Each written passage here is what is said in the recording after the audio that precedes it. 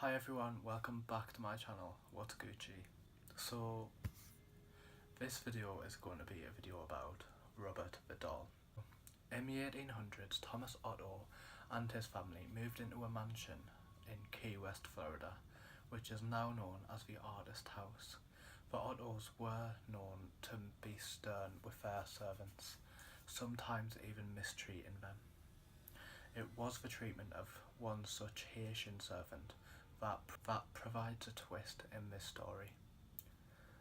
So this woman was hired to take care of their son, Robert. So one day, Mrs. Otto supposedly witnessed her practicing black magic in their backyard of their mansion, and she fired the servant. But before she left, the woman gave Robert a lifelike doll which stood 3 feet tall, had buttons for eyes, human hair, which believed to be Robert's, and was filled with straw. Dolls that resembled children were not unheard of during this time, but this one proved to be special. Robert named the doll after himself and often dressed it in his clothes. Robert the doll became his trustworthy companion. He took it with him on shopping trips in a town. The doll had a seat at the dinner table and would sneak at bites of food when his parents weren't looking. Robert would even be tucked into bed with the boy at night. Soon this innocent relationship took on a strange nature. So soon after, Robert chose to be referred to by his middle name, Jean. After being scolded by his mother, he told her that Robert was the doll's name and not his. Jean was often heard in his toy room having conversations with Robert. Jean would say something in his childish manner, and responses could be heard in such lower voices. Sometimes Jean would become very agitated, worrying the servants and his mother. She would, on occasion, burst in to find her son cowering in a corner while Robert sat perched in a chair or on the bed staring at him. But little did the family know that this was only the beginning. So, household objects would be found thrown across the room. Jean's toys turned up mutilated, and giggling could be heard. Whenever these unusual acts took place, Jean always said, "Robert did it." The boy took the punishment, but always insisted that the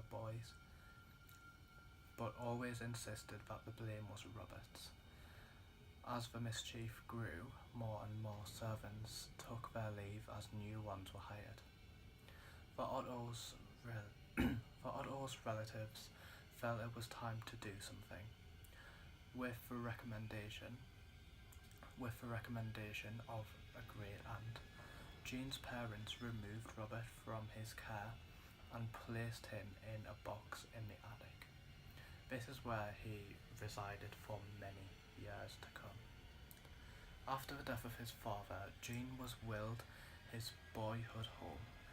He decided to live in the Victorian mansion with his new wife.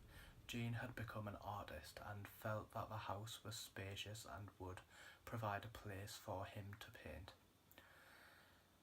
Jean went to the attic and dusted off his childhood toy, Robert. He became attached to the doll despite his wife's displeasure. Jean would take the doll along with them everywhere they went. He even sat in his favourite little chair while Jean and his wife slept nearby. The turret room became Robert's domain after Mrs. Otto moved him back to the attic. Their marriage slowly became sour until Mrs. Otto supposedly went insane and died of unknown reasons. Robert supposedly attacked people, sometimes locking them in the attic.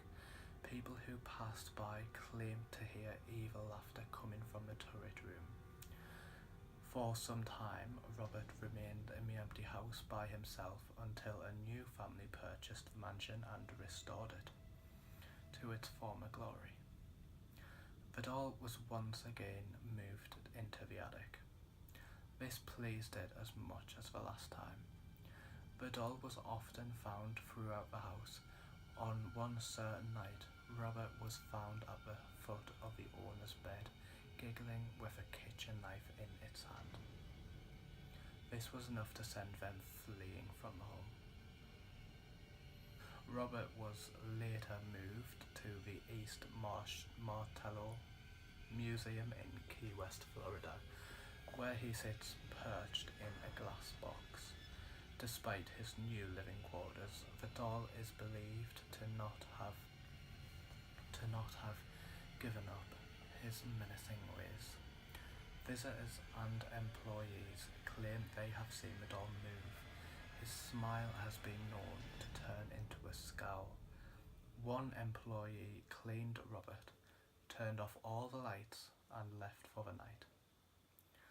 The next day, he returned to find the lights turned on. Robert sitting in a different position than the night before, and a fresh layer of dust on his shoes. Some say he'll even curse you. If you want to take a picture of him, then you must ask him politely. He'll tilt his head in permission. However, if he doesn't, and you take the picture anyways, a curse will befall upon you and anyone who accompanied you to the museum. The same will happen if you make fun of him. And to this day, Robert remains at the East Marcello Museum in his sailor suit, clutching his stuffed lion, continuing in his menacing ways. So that's it for this video, guys. I hope you enjoyed it, and if you did, remember to leave a like and a comment down below. And subscribe for more videos. Bye. Hi guys, I'm just editing right now. I forgot to mention in the video, if you can just comment down below, leave us a comment and tell us if you like this new background.